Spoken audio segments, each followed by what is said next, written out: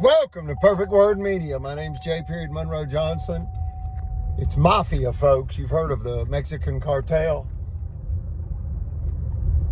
and how the criminals conspire with officials in Mexico. Well, this is an American version of that. That's what this is. It's an American mafia, an American cartel, if you will, conspiring with officials. And the facts prove it. You don't have to believe me.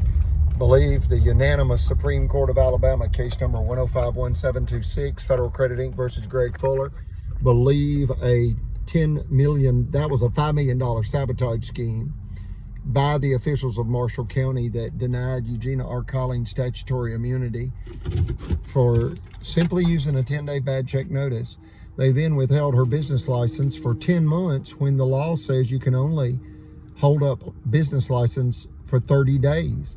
You know, either the person qualifies or they don't.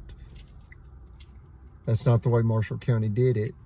They wanted to strangulate Eugenia R. Collins' 23 office financial conglomerate, Federal Credit Finance Corporation, to death because she appealed the $5 million extortion scheme to the Alabama Supreme Court, and they took her case. She went from Marshall County to Montgomery County, Alabama, USA, and the good old boys did not like it. And they certainly didn't like the scathing rebuke. Brother Chappell said a stern spanking. That's what Brother Chappell said. He said the good old boys received a stern spanking from the Supreme Court of Alabama, and they didn't like it, and they retaliated against the white female that they got caught robbing. And that's the God's truth. They've now attempted to steal through bank fraud 3 hard times. Wow. Hard means so much evidence, it's undisputable. It's above debate. And that is Steve Marshall, district attorney at the time of Marshall County, allowing a zero restitution order to befall Eugenia, the white female that was extorted for $5 million in the Supreme Court of Alabama, case number 1051726, and then sabotaged for $10 million in a 10-month license stall when she was paying $1 million in payroll, folks. That's how much payroll she paid out in that 10-month period of time. Now, by today's standards, you would pay $250,000 a month. But that was in 2011. And everything's gone up, including payroll. Payroll's the #1 expenditure for most American corporations and small businesses. And that's why the Confederate Army fought the Union Army in the Civil War. The Confederate Army, unfortunately, wanted to perpetuate chattel slavery and get wealthy by executing violence in order to perpetuate chattel slavery. It's just unconscionable, the level of barbarity among the white supremacy of Alabama. And now they're attacking white folks like they have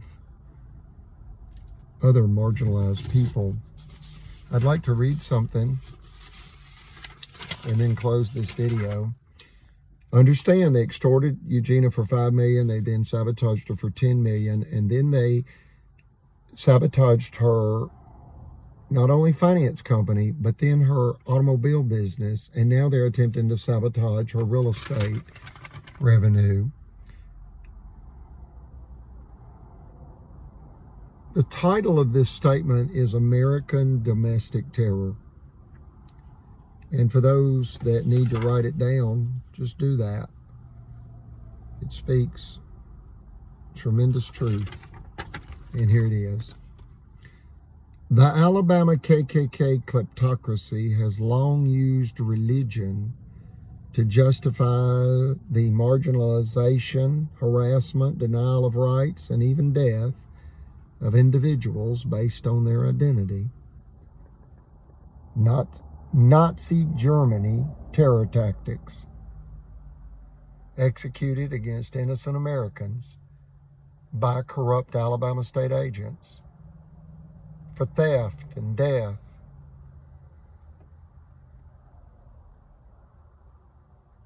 In the spirit of Martin Luther King, please bring Eugenia justice. God save the United States. A quote by Martin Luther King, a quote he's most known for: injustice anywhere is a threat to justice everywhere. Like, share, and subscribe.